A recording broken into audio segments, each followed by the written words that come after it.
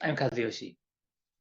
If you have experienced something terrible in the past, oh, it doesn't have to be really terrible, but something that you don't like, bad thing, and if you want to overcome that, oh, if you're thinking something that was really, really hard, let's make this a little bit lighter. Something that you are embarrassed with, which you still feel uncomfortable when you remember that. Something like that. But this could be kind of a used for anything that has happened in your life. So let's start with a small experience which you don't want to remember, but that was a real thing that has happened.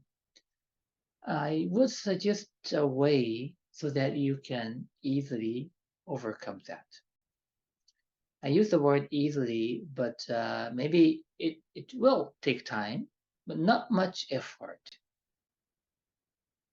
You want to hear this? So let's think about this. Well, something that has happened is something that you remember. Do you agree? It's just in your memory. It means that it is just in your brain. Oh, yeah, you can say that it's written here, the videos there, pictures there, maybe.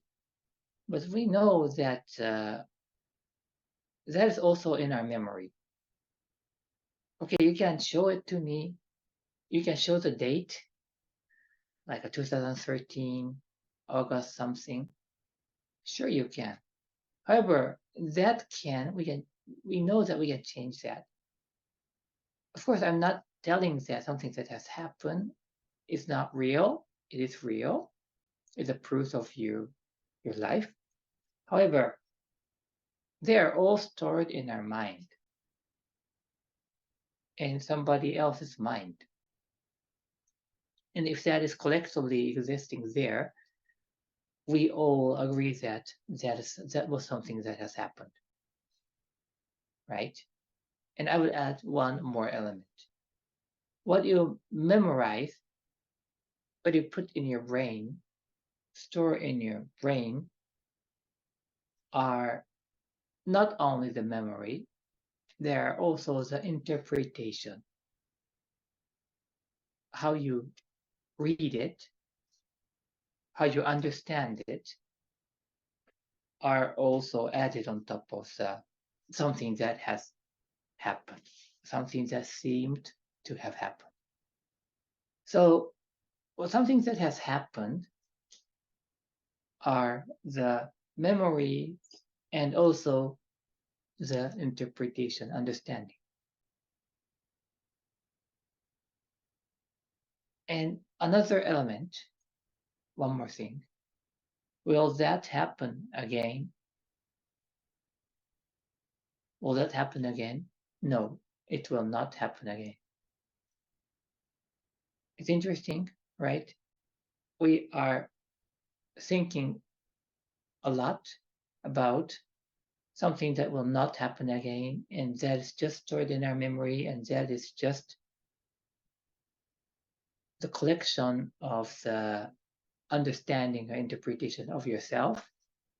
Like a collection means a collectively that is sort of summarized and generated interpretation.